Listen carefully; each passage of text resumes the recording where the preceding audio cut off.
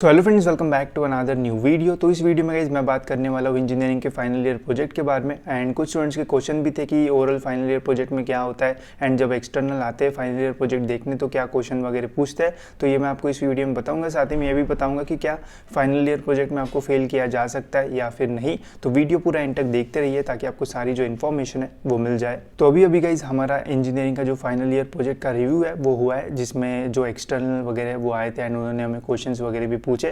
साथ ही में हमारी जो ब्लैक बुक वगैरह है वो भी रेडी हो चुकी है एंड कल ही जो है वो हमारा ये रिव्यू हुआ था। तो एकदम फ्रेश इन्फॉर्मेशन है, तो बता देता हूँ कि क्या क्या पूछा था। ठीक है, तो सबसे पहले तो देखो जो प्रोजेक्ट है वो हमारा वो 2 स्टेज में रहता है। पहले वो 4th ईयर के फर्स्ट सेम में रिपोर्ट तक होता है एंड फिर उसके बाद इम्प्लीमेंटेशन सारी जो चीज़ है वो करना पड़ता है। तो सबसे इंपॉर्टेंट जो है गाइज वो हमारी ब्लैक बुक रहती है। जैसे मैं पुणे यूनिवर्सिटी का स्टूडेंट हूँ तो ब्लैक बुक पे गाइज ऑलमोस्ट 100 मार्क्स रहते हैं लास्ट सेमेस्टर में। तो अगर आपकी ब्लैक बुक सही होगी तो 100 मार्क्स मिल जाते हैं एंड जो एक्सटर्नल रिव्यू करने के लिए आते हैं वो उनके ऑलमोस्ट 50 मार्क्स के आसपास जो है वो रहते हैं। ठीक है, तो ऑलमोस्ट 150 का जो वेटेज है वो रहता है फाइनल ईयर में प्रोजेक्ट का। ठीक है, तो अच्छा खासा वेटेज है। अगर इसमें अच्छा करते हो तो ओवरऑल जो पॉइंटर है वो भी आपका अच्छा आएगा। ठीक है, तो अब बात करते हैं कि जब फाइनल ईयर हमारा जो प्रोजेक्ट का रिव्यू हुआ तो उसमें क्या क्वेश्चन पूछे। तो सबसे पहले तो देखो गाइस जो एक्सटर्नल है उस पर भी डिपेंड करता है कि आपको क्या क्वेश्चन पूछे जाएंगे। क्योंकि अगर एक्सटर्नल मतलब ठीक ठाक अच्छा खासा आता है तो आपको ज़्यादा क्वेश्चन नहीं पूछेंगे।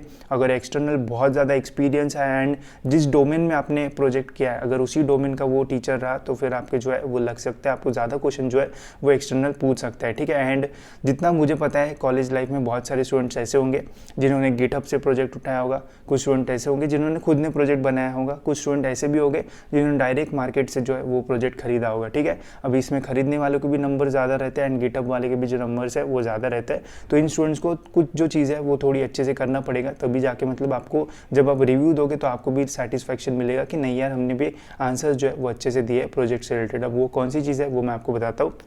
तो देखो हमने जब अभी रिव्यू दिया था तो हमको मेनली क्या क्वेश्चन पूछे गए वो मैं आपको बताता हूँ। ठीक है, तो हमने ये जो ब्लैक बुक है वो बनाई थी एंड हमें ब्लैक बुक के साथ एक जो पीपीटी है वो भी बनाना पड़ता है एंड प्रेजेंट करना पड़ता है एक्सटर्नल के सामने।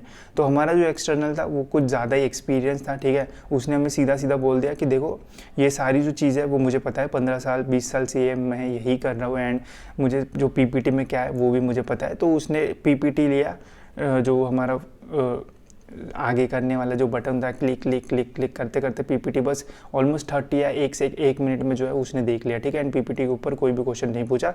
फिर उसने बोला कि हमारा इम्प्लीमेंटेशन वाला था, हमने एंड्रॉयड ऐप बनाया था, तो उसने बोला कि इम्प्लीमेंट होता है या फिर नहीं। ठीक है, तो पहले उसने इम्प्लीमेंटेशन चेक किया तो इम्प्लीमेंट हमारा हो रहा था, तो उसने उसमें ठीक ठाक बोला, उसमें कुछ मतलब फ्लॉज वगैरह नहीं निकाले कि ऐसा ही क्यों हो रहा है वैसा क्यों हो रहा है।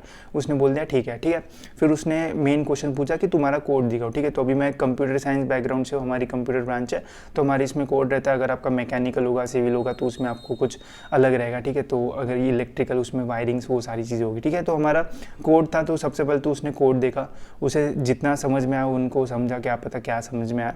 तो पहले उन्होंने मेन क्वेश्चन पूछा कि ये कोड का वर्किंग क्या है एंड लॉजिक क्या है। ठीक है, तो अगर आपने कोई भी कोडिंग वाला प्रोजेक्ट वगैरह बनाया होगा तो सबसे पहले तो ये जानो कि आपके कोड का जो लॉजिक है वो कहाँ पे, कौन सी लाइन पे। ठीक है, क्योंकि ऐसा होता है कि किसी का जो प्रोजेक्ट है वो बहुत बड़ा होता है, 200 300 500 1000 लाइन के आसपास भी रहते हैं कोड में, तो उसमें मेन लॉजिक कहाँ पे वो उन्होंने पूछा। तो हमने मेन लॉजिक वगैरह बताया था।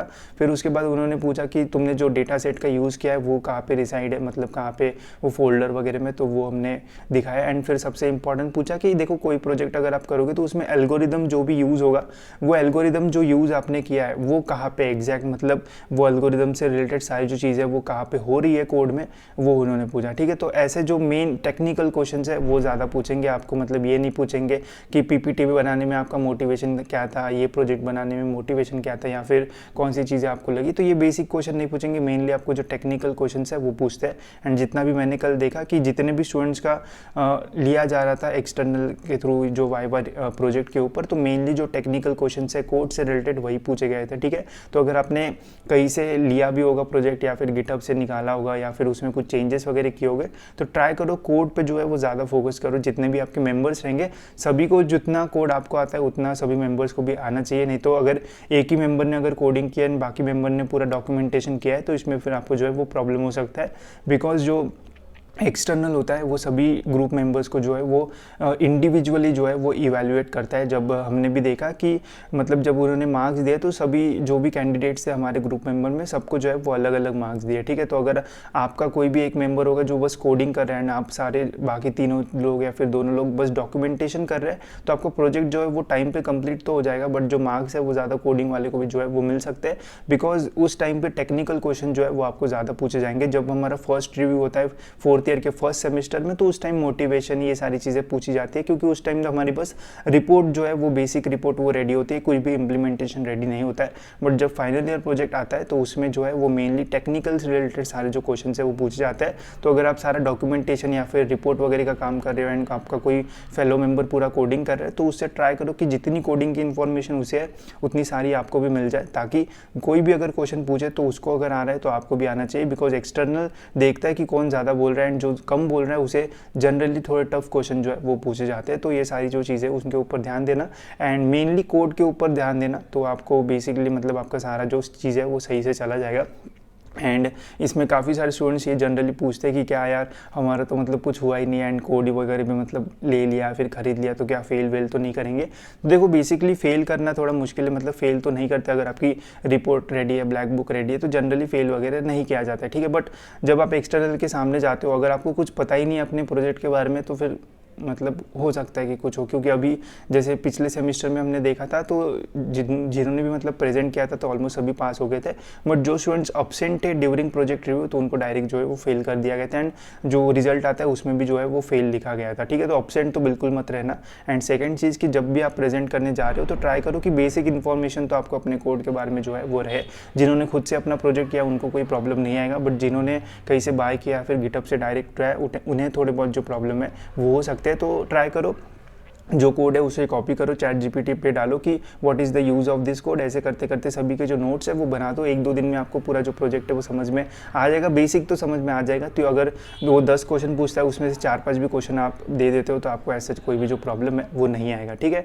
एंड फिर जैसे ही आपका प्रोजेक्ट होगा तो फिर मतलब कोई टेंशन नहीं रहेगा, ठीक है। तो बेसिक यही सारी जो चीज़ है वो होती है। ट्राई करना कोड पर जो है वो ज़्यादा फोकस करो, बाकी जो ब्लैक बुक वगैरह इसके ऊपर कोई ज़्यादा फिर जो वो ध्यान नहीं देते। पहले इसके ऊपर बहुत ज़्यादा ध्यान दिया जाता है, जब एक्सटर्नल आता है एंड क्वेश्चन पूछता है फिर समझ में आता है कि ब्लैक बुक तो उसने देखी नहीं, बस सिग्नेचर किया एंड बस हो गया, ठीक है। इसके जो मार्क्स है वो आपके जो कॉलेज के टीचर्स है, ब्लैक बुक के ऊपर के जो मार्क्स है वो कॉलेज के टीचर्स जो है वो आपको देते हैं। तो ये कॉलेज के टीचर्स के लिए हमें बनाना पड़ता है, ठीक है। वो इसके ऊपर मैक्सिमम मार्क्स आपको देंगे एंड जो 50 मार्क्स बचे होते हैं वो एक्सटर्नल के हाथ में होते हैं, तो वो जितने देगा उसमें तो ऑलमोस्ट अगर 120-130 मार्क्स भी आपको मिल जाते हैं प्रोजेक्ट में, तो ओवरऑल गाइस आपका जो फाइनल ईयर का पॉइंटर है वो भी बहुत अच्छा आएगा। एंड फिर जैसे पेपर्स रहेंगे उसमें तो आप अच्छा स्कोर करोगे ही, ठीक है। तो ओवरऑल आपका इंजीनियरिंग और अच्छे से समाप्त हो जाएगा, ठीक है। तो होप सो गाइस आपको चीज़ें समझ में आ गई होगी। इसके ऊपर मैं डिटेल में वीडियो और बनाऊंगा जिसमें मैं आपको स्टेप्स बताऊंगा कि कैसे चीज़ें स्टार्ट होती है फाइनल ईयर प्रोजेक्ट की एंड कहाँ पे एंड होती है, बीच में कितने स्टेप्स आते हैं, कितने प्रेजेंटेशन होते हैं एंड और भी बहुत सारी चीज़ें।